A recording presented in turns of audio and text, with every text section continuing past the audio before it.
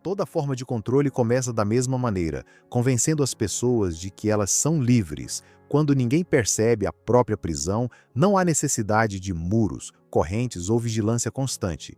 Basta que a realidade pareça convincente o suficiente. É essa a ideia central de Matrix. E talvez seja por isso que, mais de 2 décadas depois de seu lançamento, o filme continue parecendo menos ficção e mais um espelho da condição humana.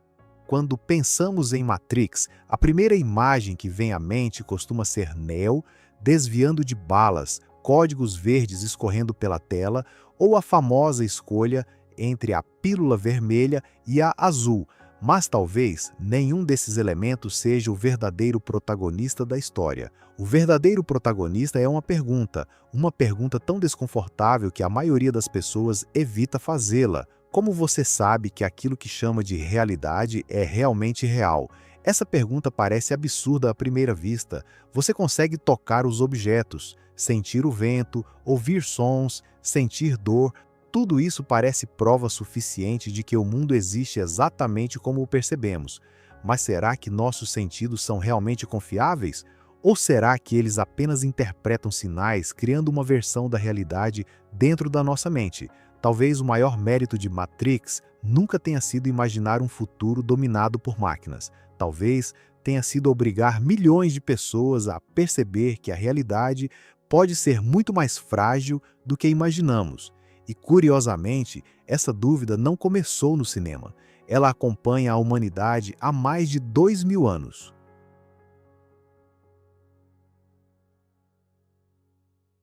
Muito antes da tecnologia, antes da internet e antes da inteligência artificial, um filósofo já havia descrito uma matrix. Seu nome era Platão. Na alegoria da caverna, ele pede que imaginemos pessoas acorrentadas desde o nascimento. Elas nunca olharam para outro lugar além de uma parede. Atrás delas existe uma fogueira.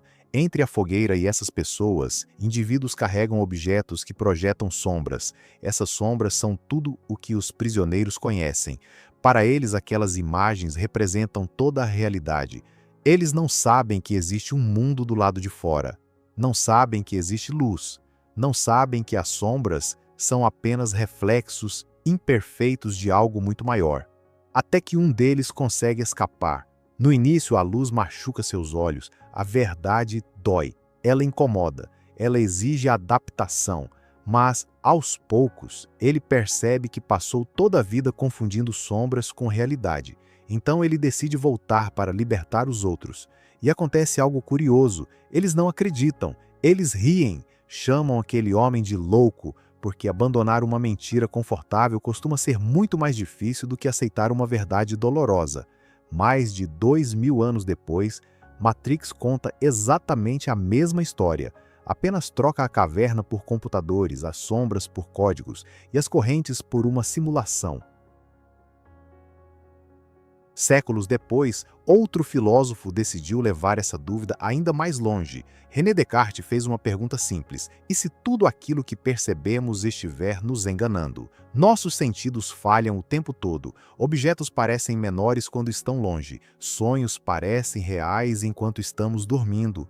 Miragens fazem pessoas enxergarem água onde não existe nada. Se nossos sentidos conseguem nos enganar às vezes, como podemos ter certeza de que não estão nos enganando sempre?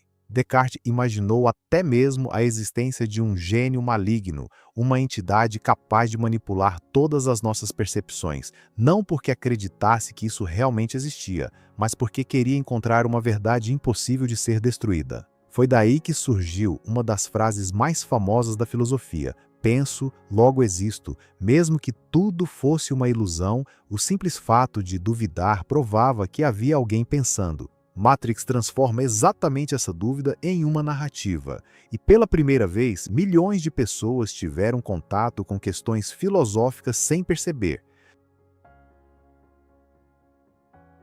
Mas talvez a Matrix mais poderosa nunca tenha sido tecnológica. Talvez ela seja social. Nenhum bebê nasce sabendo o que é sucesso, o que é beleza, o que é dinheiro, o que é certo, o que é errado. Tudo isso é aprendido. Desde o primeiro dia de vida, alguém começa a ensinar como devemos falar, como devemos nos vestir, o que devemos desejar, Quais sonhos merecem ser perseguidos e quais devem ser abandonados? Depois vem a escola, a televisão, a publicidade, as redes sociais, a cultura. Cada uma delas acrescenta uma camada sobre nossa forma de enxergar o mundo, até que chega um momento em que já não conseguimos distinguir quais ideias realmente nasceram em nós. Chamamos isso de personalidade, mas quanto dela realmente foi escolhida? E quanto apenas absorvida? Talvez a maior prisão seja justamente aquela construída antes mesmo de termos consciência de que poderíamos escolher.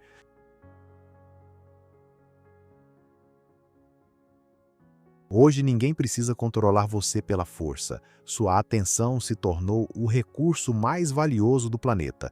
Cada clique, cada curtida, cada segundo que você permanece olhando para uma tela produz informações sobre quem você é.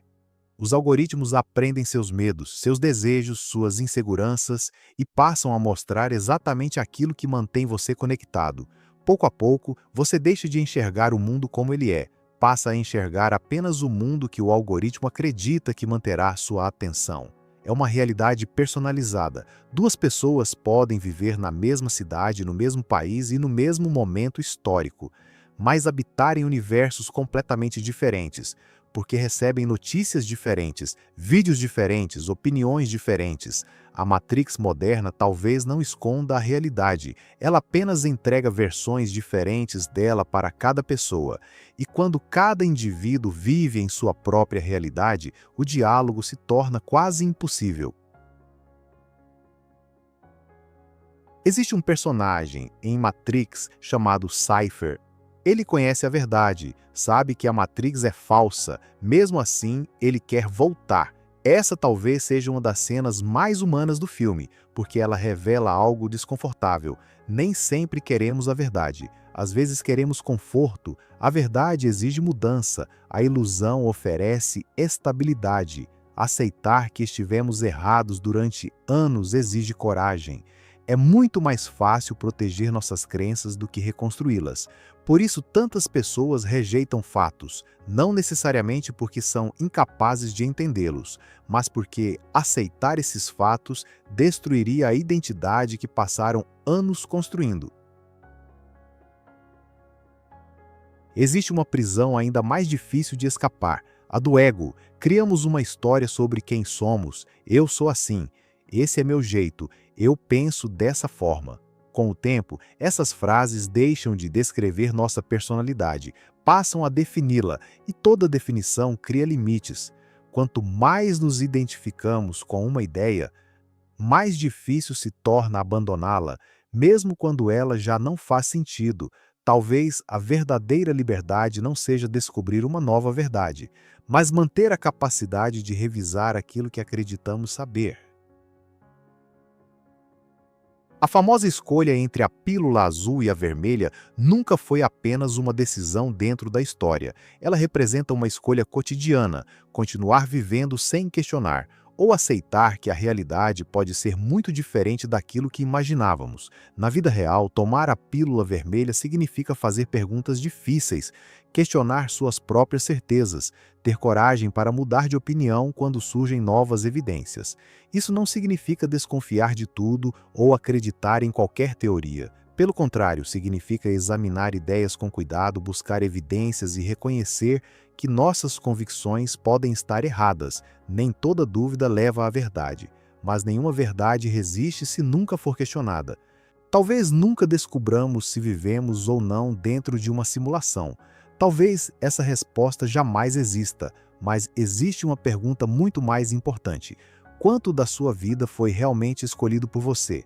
Quantos dos seus desejos nasceram da sua própria reflexão?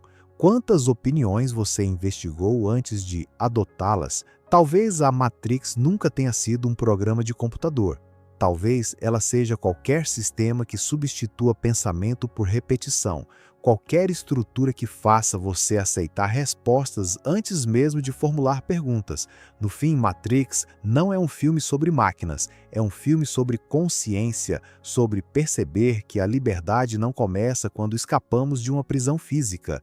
Ela começa quando desenvolvemos a coragem de olhar para nossas próprias certezas e perguntar: E se eu estiver vendo apenas as sombras? Porque talvez a maior ilusão não seja viver em uma realidade falsa.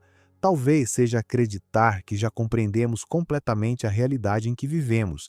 E é justamente essa possibilidade que faz de Matrix uma obra que continua atual. Não porque ela responda à pergunta sobre o que é real, mas porque nos lembra de continuar fazendo essa pergunta.